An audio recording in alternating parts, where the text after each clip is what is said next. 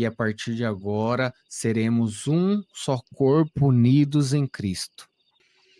Quando acordarem, não lembrarão absolutamente de nada das vidas passadas.